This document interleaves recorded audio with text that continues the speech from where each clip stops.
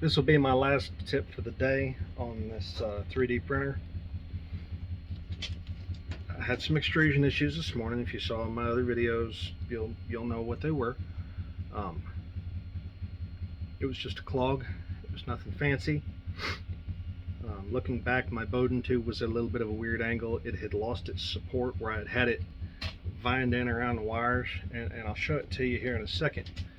Open the enclosure,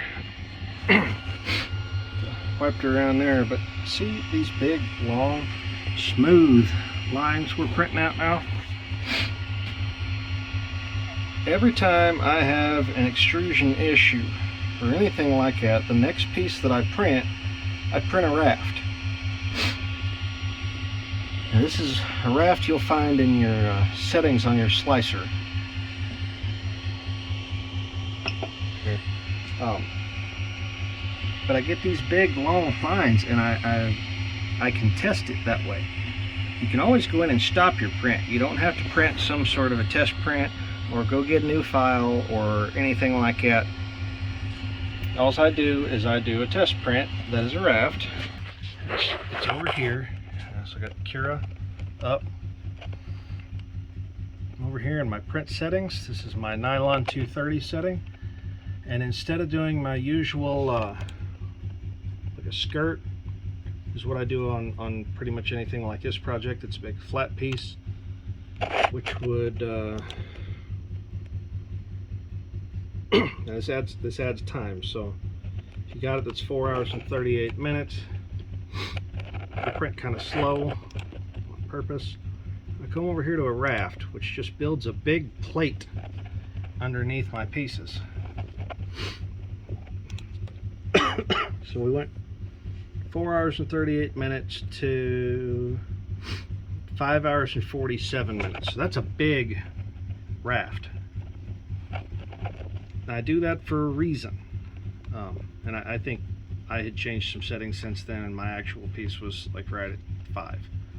So it's about 20 more minutes. Back over here, and you can see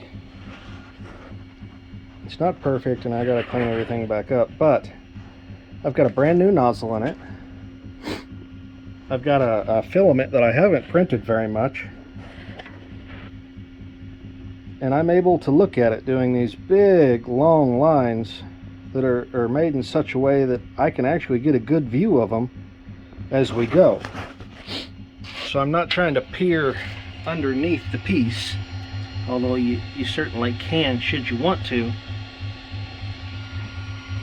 But the thing about printing a benchy or something like that is that you're either one, waiting for it to be done and then diagnosing it, or two, you're trying to see underneath it the whole time. You're bent down next to it. It's kind of a son of a gun.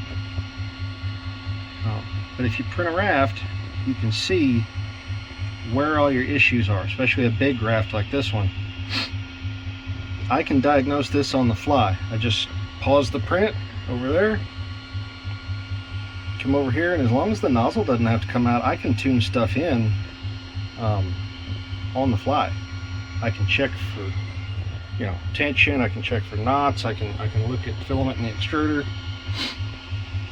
I don't know that I'll let this one print all the way because it's a big piece, but this is its third, fourth layer of the raft, and I can see everything it's doing.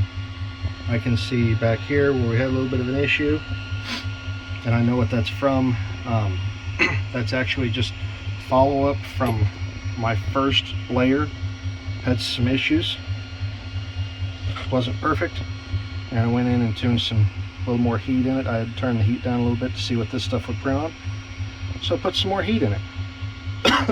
And now it's turning out pretty dang smooth. It's not perfect, very few 3D prints are, but I can tell you that by printing a raft, I've got a test print that I can do on the fly. The other thing about a test print that's on the fly, I can set my test print, and I run a shop doing power sport repairs, so I can set that. I can walk out back out of the office do whatever I need to do.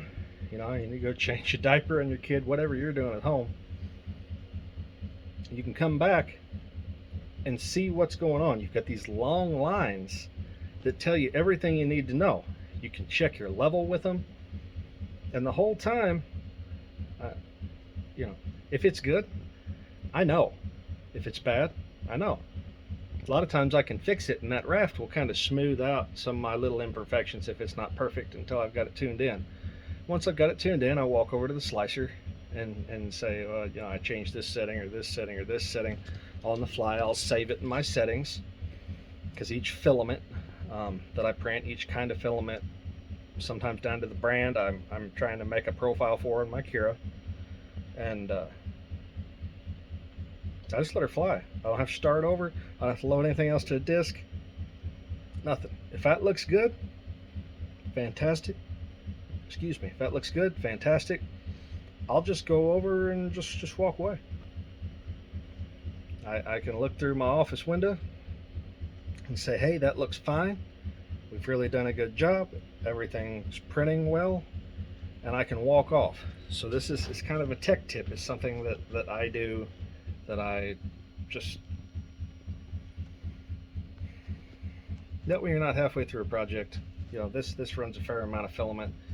If you've got an issue with moisture in it, you know, automatically. If you've got an issue with your extrusion, you know. If you've got an issue with bed height, you know. I adjust all that on the fly while it's still printing the raft. I think the other day I called it a boat to somebody, but I think it was my grandma, so it don't matter, because she's probably never going to use this. But yeah, after I've done a repair, my next print almost always has a raft on it. Just something to keep in mind, folks. May save your bacon at some point in time, may make your life a little bit easier. Please subscribe to this channel if you have any questions about the printer or my setup. Feel free to reach out. It's really nothing special. If I can learn it, you can too. As far as I know, there's no big courses to take on these. I just learned it all online. Anyways, thanks for watching, and please subscribe to this channel.